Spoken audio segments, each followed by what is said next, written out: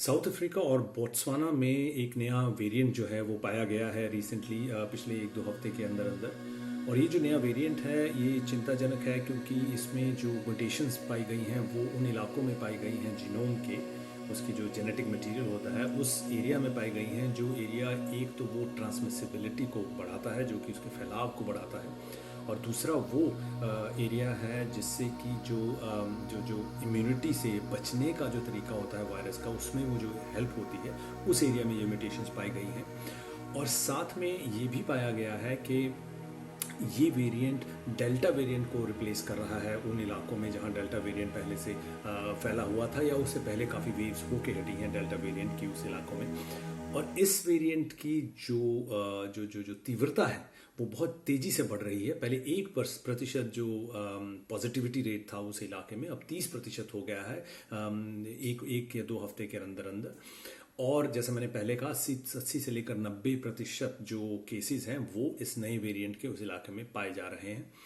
ये ज़रूर है कि उस इलाके में जो वैक्सीनेशन का रेट है वो 20-25% ही है, जो कि एक चिंता का कारण है।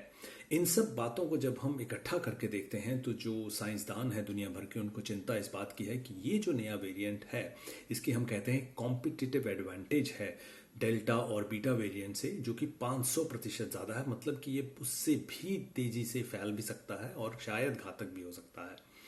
इसके बारे में अभी जो डिटेल्ड लैब एनालिसिस है वो अभी अगले 2 से 4 हफ्तों के बीच में हमें आएगा। उसमें हमेशा समय लगता है और वो शुरू हो गया है। WHO ने भी इसका संज्ञान लिया है, उसकी आज इमरजेंसी मीटिंग है, तो वो इसको आगे आगे ज़रूर बढ़ाएंगे।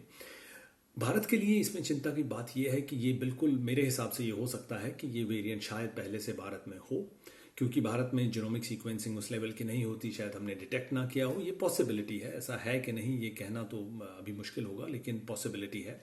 दूसरा, वहाँ से जो यात्रीगण आते हैं साउथ अफ्रीका से, वो इंडिया के साथ उसका उनका आना जाना खुला रहा है, तो ये भी पॉसिबल है कि वो आ चुके हों। और तीसरी बात है कि क्योंकि ये डेल्टा वेरिएंट के इलाकों में भी ये पाया जा रहा है और बड़ी तीव्रता से बढ़ रहा है, तो इंडिया में जो डेल्टा की वेव होके हटी है, यहाँ पे ये वेरिएंट अगर उसी तरह से बढ़ता है तो हमें बहुत फिक्र होनी चाहिए इससे। वैक्सीन्स जो हैं वो इस पे असर कर रही हैं कि नहीं कर रही हैं, बचाव कर रही हैं, ये अभी जानना मुश्किल है। हमारे पास इसके बारे में कोई भी पुख्ता डेटा नहीं है, तो ये बताना अभी मुश्किल होगा कि भारत की क्या स्थिति है। लेकिन मेरा मानना है कि डबल डोज वैक्सीनेशन और जहाँ तक हो सके बूस्टर डोजेस हमारी हेल्प करेंगी ही करेंगी किसी भी तरह के वेरिएंट से। चाहे वो जो वो प्रोटेक्शन है, वो जो बचाव हो, वो शायद थोड़ा कम हो सकता है, लेकिन वो डेफिनेटली रहेगा। मेरी जो पॉलिसी मेकर से या सरकार से यही अपील रहेगी सबसे पहले तो कि इस पे कड़ी नज़र, बहुत क्लोज नज़र बना के रखें। जैसे ही इसमें कोई नई हलचल होती है उस हिसाब से एक्ट किया जाए टाइमली, क्योंकि हमने पहले देख चुके हैं 1.5 साल में कि अगर हम टाइमली एक्ट नहीं करते हैं तो बहुत बहुत कुछ फिर बाद में हम गंवाते हैं, जाने गंवाते हैं और बहुत बुरा हाल होता है। टाइमली एक्ट का मतलब है कि हमें अपनी जीनोमिक सीक्वेंसिंग बढ़ा देनी चाहिए। देश में जहाँ पे भी सर्जिस आ रही हैं वहाँ पे हमें जीनोमिक सीक्वेंसिंग बढ़ा के देखना चाहिए, कहीं ये वेरिएंट तो नहीं है पहले से। दूसरा, जो आने वाले लोग हैं वहाँ से, साउथ अफ्रीका से या बाकी देशों से, उन पे कड़ी नज़र, बोथ उनकी टेस्टिंग बहुत ज़्यादा होनी चाहिए और उनकी स्ट्रिक्ट क्वारंटीन जो है वो डेफिनेटली होनी चाहिए जो इस एरिया से आ रहे हैं। ये तो कारण जो सरकार है वो कर सकती है। और एक एजुकेशन मुहिम चलनी चाहिए कि हमें मास्क, 2 मीटर का डिस्टेंस नहीं छोड़ना चाहिए।